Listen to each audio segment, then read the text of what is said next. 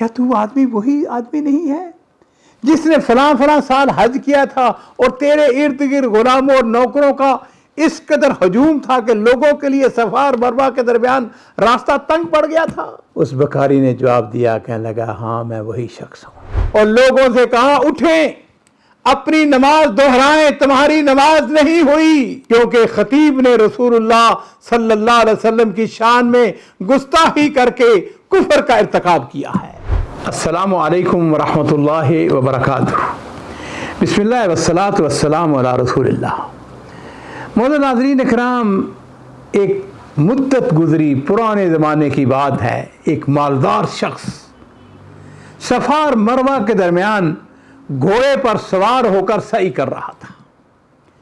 یہ اس وقت کی بات ہے کہ جب صفا اور مروہ مسجد الحرام کے احاطے سے باہر تھا، اور یہ کوئی لمبی بات نہیں ہے، لیکن بہرحال یہ واقعہ جو ہے تھوڑا سا پرانا ہے۔ صفا اور مروہ کے درمیان چھوٹا سا بازار ہوتا تھا، اب تو توسیع ہوگی، الحمدللہ، اللہ جزائے خیر دے سعودی حکومت کو، انہوں نے بے انتہا ہر طرف جو ہے وہ حرم شریف کو بڑا کر دیا ہے، اور اب تو صفا اور مروہ ہے یہ بالکل اس کا حصہ بن چکا ہے۔ بہرحال یہ جو گھوڑے کے اوپر سعی کرنے والا تھا، اس کے ارد گرد چھوٹے بڑے غلام نوکروں کا ہجوم تھا، اور اس قدر وہ تعداد زیادہ تھی اور نوکروں کی غلاموں کی کہ راستہ تنگ پڑ چکا تھا۔ اب یہ شخص جو ہے یہ اپنی دولت کے گھمنڈ میں، تکبر، فخر، غرور، پیسہ، جو سعی کرنے والے عام لوگ تھے وہ تو پیدل ہی سفر کرتے ہیں نا، سعی کرتے ہیں، ان کا بڑا غصہ آ رہا ہے، گھور گھور کر اس آدمی کو دیکھنے لگے۔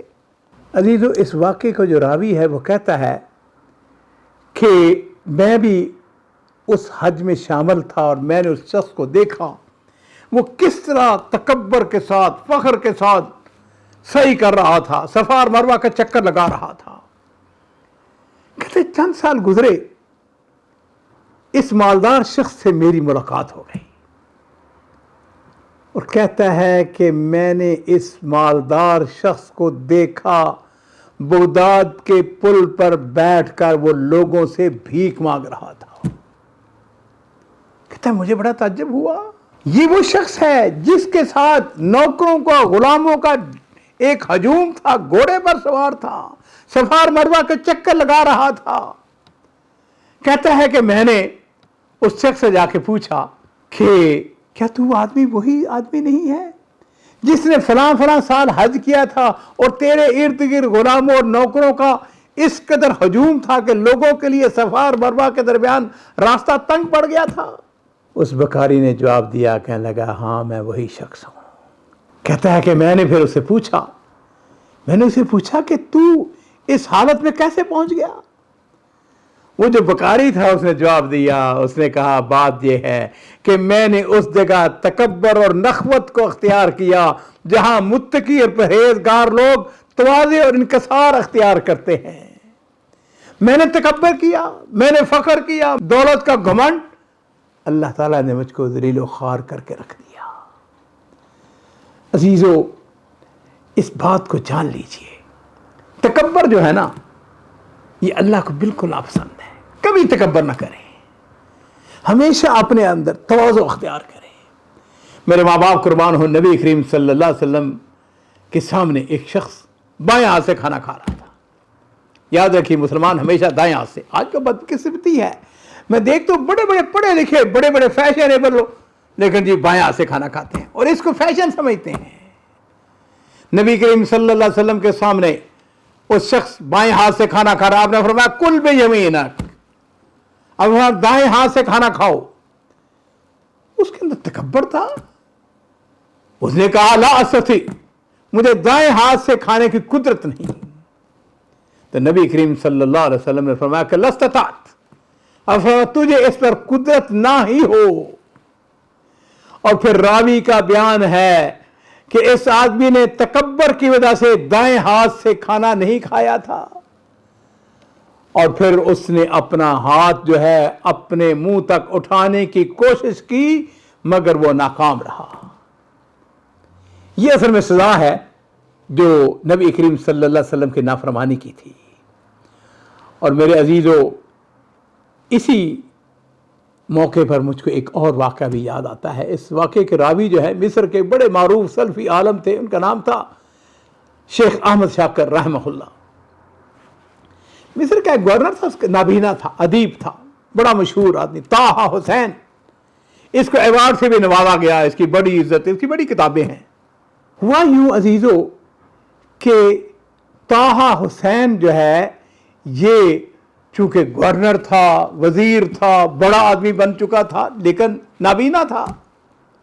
یہ مسجد کے اندر جمعہ پڑھنے کے لیے آتا ہے, اور اتفاق کی بات ہے کہ شیخ احمد شاکر جو ہیں وہ بھی اس مسجد میں جمعہ پڑھنے والوں میں شامل تھے. جس وقت طٰہٰ حسین یہ داخل ہوتا ہے, مسجد کے اندر بیٹھتا ہے, تو جو خطیب تھا اس کی بدقسمتی, اس کی بدبختی, اس نے گورنر کی مدح سرائی شروع کر دی, اور اس بدبخت نے اپنے خطبے کے اندر یہ الفاظ کہے کہ امیر کی خدمت میں نابینا طٰہٰ حسین آیا, لیکن امیر نہ تو ترشرو ہوا نہ ہی منہ موڑا.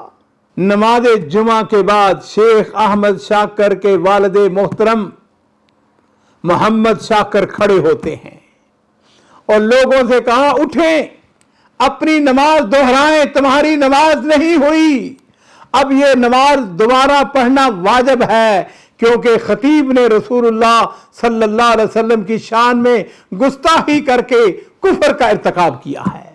ناظرین کرام, شیخ احمد شاکر رحمہ اللہ بیان کرتے ہیں, اللہ تعالیٰ نے اس مجرم خطیب کو یوں ہی نہیں چھوڑا, بلکہ اس دنیا کے اندر بھی اس کا برا حشر کیا, اور آخرت میں جو کوئی سزا تیار کر رکھی ہے وہ تو واللہ ہی جانتا ہے. کہتے ہیں اللہ کی قسم میں نے خود اپنی آنکھوں سے دیکھا, وہی خطیب جو چند سال پہلے بڑی عزت و شان کا مالک تھا اور بڑے پن کا اظہار کرنے والا, بڑے بڑے لوگوں کو خاطر میں نہ لانے والا, انتہائی ذلت اور رسوائی کے ساتھ ایک حقیر نوکر بن کر قاہرہ کی ایک مسجد کے دروازے پر نمازیوں کے جوتوں کی حفاظت کر رہا تھا. کہتے ہیں میں نے دیکھا ذلت رسوائی اس کے چہرے سے ٹپک رہی تھی.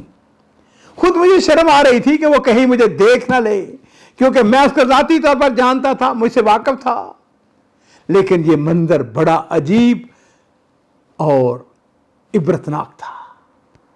میرے عزیزو, میرے ماں باپ قربان ہوں, نبی کریم صلی اللہ علیہ وسلم کی جتنی عزت کر سکتے ہیں, توقیر کر سکتے ہیں, احترام کر سکتے ہیں, وہ ضرور کریں. ان کے بارے میں ایک لفظ بھی اس بدبخت نے, آپ سمجھیے گا واقعہ سے, اس نے نبی علیہ الصلوۃ والسلام کی معاذ اللہ ان کو تھوڑا سا نیچے. لیکن یاد رکھیے عزت جو ہے وہ اللہ اور اس کے رسول کے لیے ہے.